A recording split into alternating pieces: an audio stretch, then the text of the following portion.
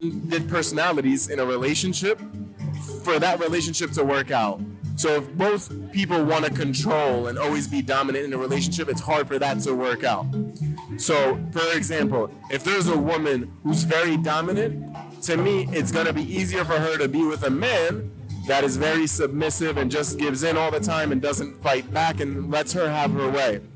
Whereas a man, if he's always trying to be dominant and controlling, then it's going to be a lot easier for him to be in a relationship with a woman who's very passive. Moises, tell me your thoughts about this.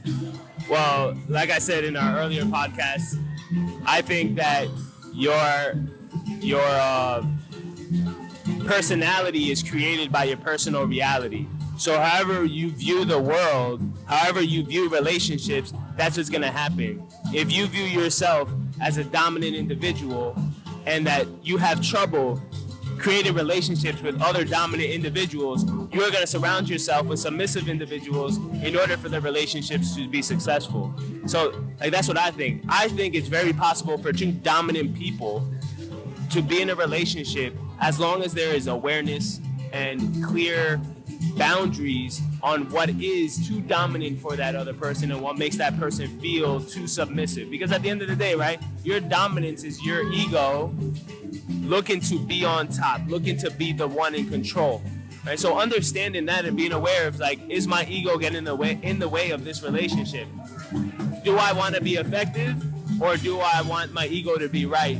Is like the fundamental question that I ask myself now because of Rancis's wife. Rancis's wife says, like, especially with making decisions with team individuals, people who are learning from you or partners that are working with you, right? Do you want your ego to be right, or do you want to be effective? And the same thing happens in relationships. Do you want your ego to be right, or do you want to be effective? And if you really love that individual, then at some points you're just going to want to be effective. And effective doesn't mean being submissive. It means finding a way to come to a clear decision so that you guys can work. And I think, like, you hit it right on the head. The most important part of that is that how much do you love that individual? Are you willing to stick it out and go through all of the extra, problems and arguments that are going to come about because you're going to clash and bump heads, right? Is that person worth it? And that's the question that needs to be asked at the end of the day. And a lot of people aren't willing to put in the time and effort in relationships, right? I know I come to a place in my life where I'm like, all right, is this person I'm with right now worth the time that goes into relationships? Are they worth the investment, right? Because, we live in such a swipe right society where it's easier to just swipe right and move on to the next because there's so many options literally at our fingertips rather than put in the work and effort that comes into relationships. And that's why our society is a little bit different than past ones. Well, even with that, I kind of struggle more. I'm going to be honest with you, because to say that someone is worth it means that someone may not be worth it. I think every individual person is worth it. I think the real question to ask yourself is, are the values that this individual has, one, do they align with yours? Are there ones that you are willing to accept and ones that you are willing not to accept? And if they're not, are you willing to not have this relationship with the person? That's really what it comes down to. Every individual out there is worth it, right? We are human beings, and the great thing about human beings is that we are... No, not every individual is worth it. Some people really are just not worth your time or effort or energy to put it into it. But that's your decision at the end of the day, right? And it's your decision because your values and your morals and your things that you are looking for, and even expectations, which I think gets in the way of successful relationships. But that's what's happening. It's not that the person isn't worth it. It's that you have a perception of that person that doesn't fit yours. But that's where the boundaries come from. That's what I'm telling you. No, hold on. I think that saying that someone's not worth it is incorrect. But every individual is worth something. I hear you, but in order for you to have boundaries, you need to know what you are willing to put up with and not put up with, and what your likes and what your interests are. Right, and what your interests are or not. So at the end of the day, it does come down. You're talking about values. You're saying values. I'm saying worth. Worth and values are synonymous. They're not different because a person can have my values, and therefore I'm going to continue because they are worth it. right? No, they're worth You it can't. because they No, what you're saying is benefit or effectiveness to your life. what you're saying is you can change people, and my thing is, yeah, but you can't change them. People do change, but you can't change them. Right? No, That I'm not individual. saying that you can change them. I never said that. An individual has to be willing to want to change themselves, and that's what it comes down to. Is that what are those things that really bother you about that individual? Right? Do they burp? Are you willing to put up with the fact that they burp? Do they snore? Do they fart? Right? Do I want to smell her? Do I want to smell her Every human parts? being does that.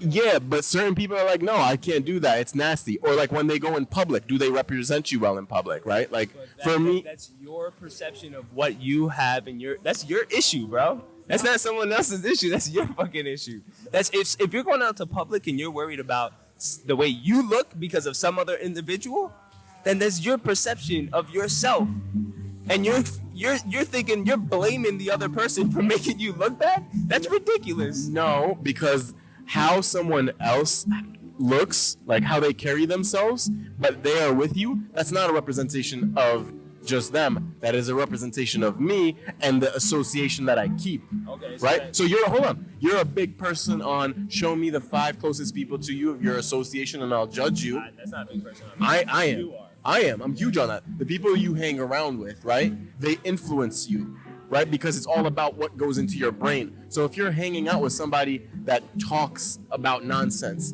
that cares about nonsense, that doesn't spend time investing into stuff that is beneficial to them, that's also going into your brain because you're spending time with that person. So then therefore, my- hold on. my So question therefore, to no, hold on. So therefore, you spending time with an individual that's low quality might make you low quality. All right, so my question to you is why?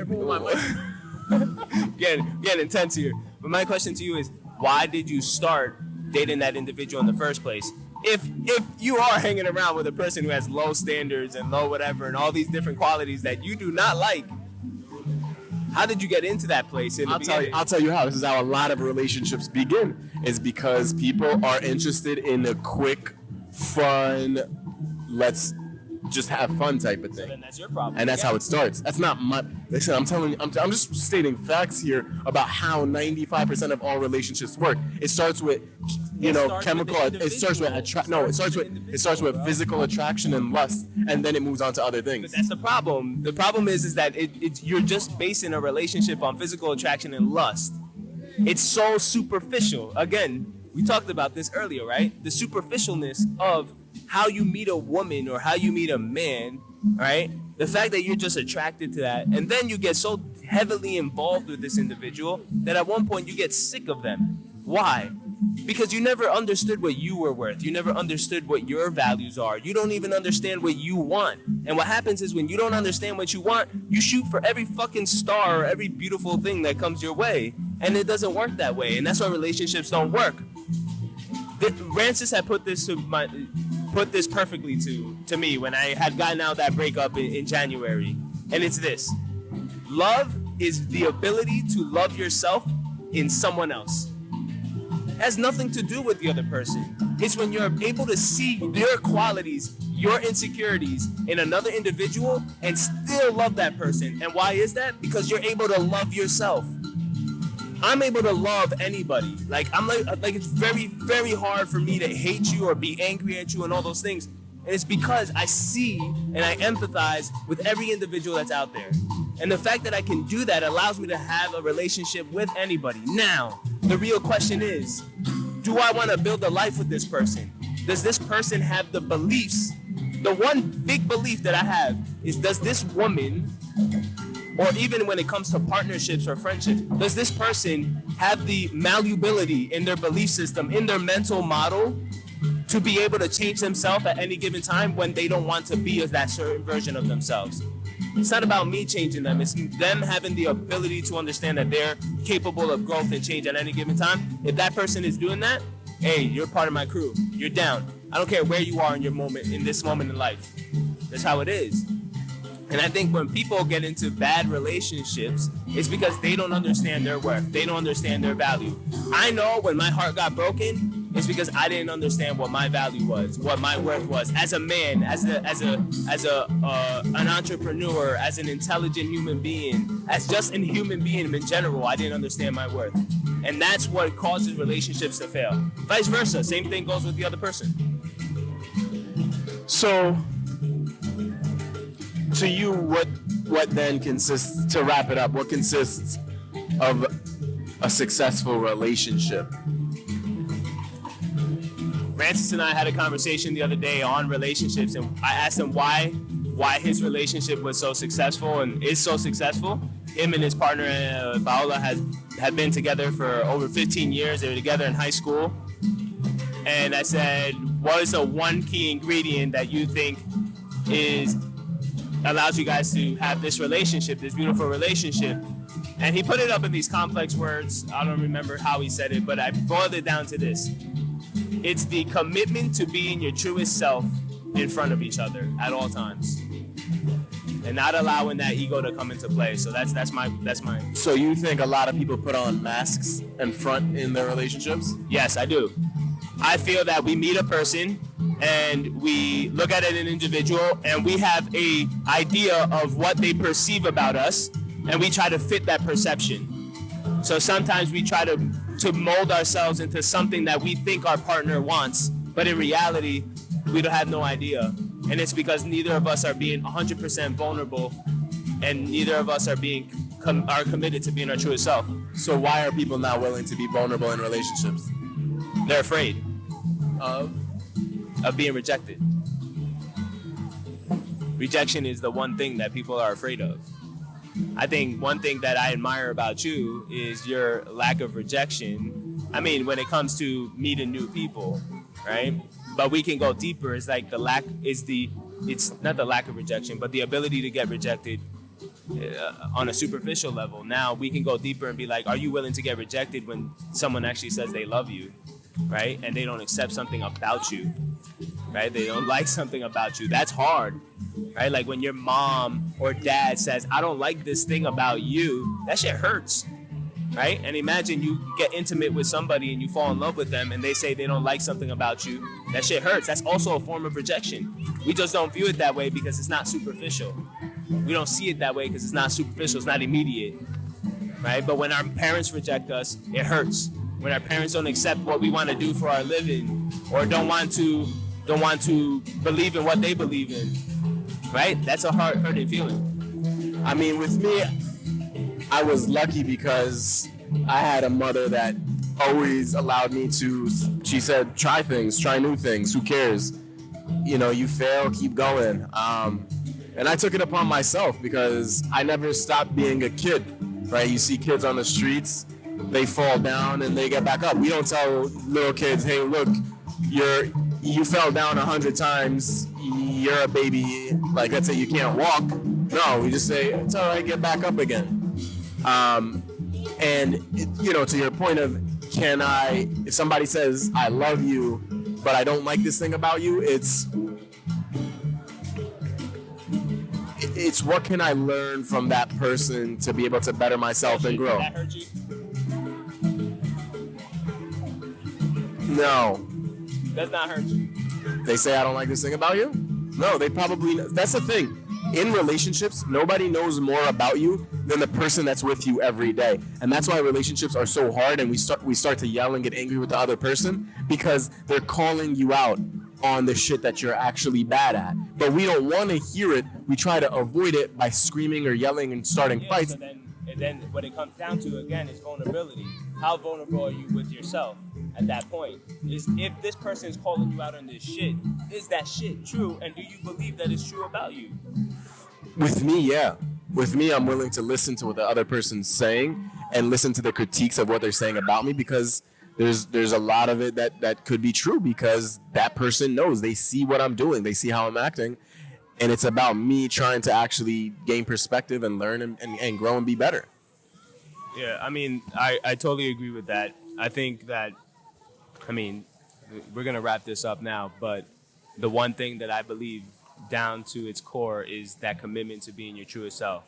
And I think what happens in relationships is when you be your truest self, What it is that fear of being judged that creates that balance or that fine line from us fitting a perception that we think someone else wants from us or being our truest self. And I think what helps is, and what I learned in my like recent relationship is that judgment is what hurts relationships. When you start judging other people, and it's not like you can stop your judgments. You're always going to judge, but it's being aware of when you're judging somebody and understanding like, all right, am I accepting this person for who they are in this moment? And am I understanding that this could just be a moment that they're willing to changing? And then that's when you got to make a decision, being like, do I really want to be with this individual? I know this individual is not a bad person, but do I Are want they worth it? That's what No, you just no, said. are they That's worth what you- it? You just said you got to ask yourself, am I willing to be with this person? That means, are they worth it? No, because worth is like worth to me, at least to me, bro. Worth is a very, very, very strong word, right? Like everybody is enough. Everybody's worth it. So what's And the, am I willing to accept this insecurity, these faults of this individual as something that I see as beautiful? so what's the one takeaway? I'll give you one after you give one. What's the one takeaway you would say that would help people from this conversation? I say learning about yourself and building vulnerability with yourself is the first step in having a successful relationship. If you're not able to do that and you're not able to be real with you, then how are you going to be real with someone else? You know, and I don't know if people understand what that means, but it means like understanding your weaknesses and your insecurities and seeing if that's something you're willing to change about yourself or that's something you're willing to accept in your life. I mean, I would say is if you're in a relationship, sit down with that other person and write down all the pros and all the cons that you have, depending on how deep you are in that relationship. And then that way, awareness can actually help make a difference. These are the things that, you know, I see that need to be changed, but these are the things that I see are good about you. And then the things that need to be changed, come up with a plan of action about how those things can be changed. If you're not in a relationship, before you jump into one, get to know yourself first. Spend some time with yourself. We don't spend enough time with ourselves in understanding who we are and the things that make us tick. And in order for us to love other people, we have to love ourselves first. All right. Peace.